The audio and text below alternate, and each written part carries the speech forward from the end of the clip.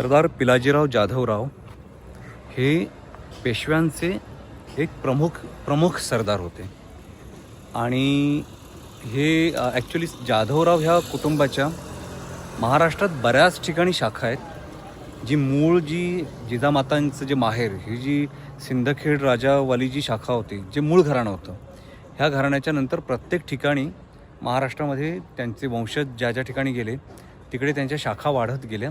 त्यातलीच एक शाखा जी पुण्यातल्या वाघोली या भागामध्ये, आणि हे जे पिलाजीराव जाधवराव होते, या पिलाजीराव जाधवरावांचा ह्या वाघोलीमध्ये वाडा होता. आज ह्या वाड्याचे फक्त अवशेष शिल्लक राहिलेत आणि दुर्दैवाची बाब अशी, ह्या वाड्याचं जे पण गेल्या काही वर्षामध्ये जे पण अवशेष शिल्लक होते ते अवशेष ढासळवून आता तिथे नव्याने कन्स्ट्रक्शन उभं राहिलं आहे. जे तुम्हाला हे माझ्या मागे जे दिसतंय हे सगळं कन्स्ट्रक्शन या वाड्याचे अवशेष ढासळवूनच केलेलं कन्स्ट्रक्शन आहे. हे इथं होतं वाड्याचं प्रवेशद्वार. हा प्रवेशद्वाराचा भाग आहे आणि हे काही अवशेष दिसत आहेत आणि त्या पलीकडे ही मागे दिसते ही वाड्याची भिंत. मी ती तुम्हाला थोडं पुढे जाऊन दाखवतो. ॲक्च्युली तिकडे जायला नीट वाट नाही आहे, पूर्ण अडचण आहे इथे, पण तरीही मला जेवढं वाड्याचे अवशेष इथे दाखवता येतील ते मी दाखवण्याचा प्रयत्न करतो.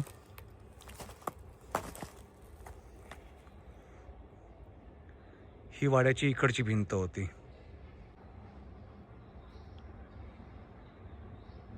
हा वाडा कदाचित 2 मजली किंवा 3 मजली होता असेल, हे इथल्या अवशेषांवरून कळतं.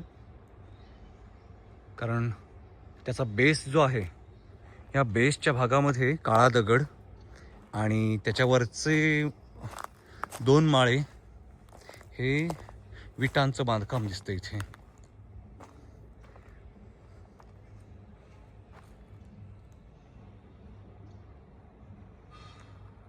आज वाडा म्हणावा असं हे एवढंच अस्तित्व ह्या वाड्याचं शिल्लक आहे. सरदार पिलाजीराव जाधवरावांचे खूप सारे वंशज हे आता ह्या वाघोली परिसरामध्येच राहतात. परंतु दुर्दैवानं असं सांगावं वाटतं की वाडा मात्र उपेक्षितच राहिला. उपेक्षित म्हणण्यापेक्षा त्याचं आता अस्तित्व शिल्लक दिसत नाही आहे. दिसत आहेत त्या फक्त वाड्याच्या अस्तित्वाच्या खुणा. या वाड्याचे जेवढे पण अवशेष दिसत आहेत आणि ते शूटमध्ये घेण्यासाठी पण खूप मोठी धडपड करावी लागते. अगदी अडचणीच्या रस्त्यात वाटेने जाऊन ह्या ठिकाणी मला शूट करावं लागतंय.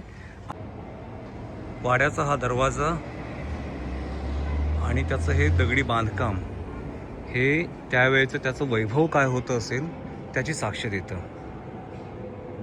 ठिकठिकाणी हे स्टीलचे रॉड्स उभे जे केलेत ते रॉड्स आणि हे जे कॉन्क्रीटचं काम दिसतंय हे काम हेच सांगते की वाड्याचे उरले सुरले जे अवशेष आहेत तेही आता पुढच्या येत्या काळामध्ये तेही राहणार नाही आहेत.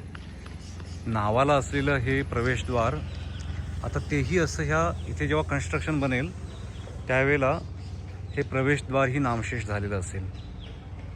त्यामुळे येणाऱ्या पिढीसाठी सरदार पिलाजीराव जाधवरावांचा हा वाडा हा फक्त कागदावरतीच इतिहास उरलेला असेल.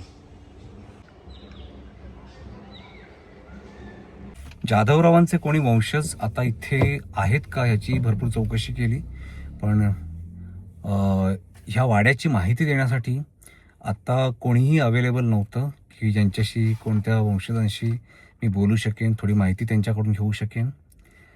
तर तशी काही माहिती कुठून मिळू शकली नाही आहे. त्यामुळे आता इकडची माझी ही फेरी पूर्ण करून मी आता माझ्या पुढच्या प्रवासाला निघतो आहे.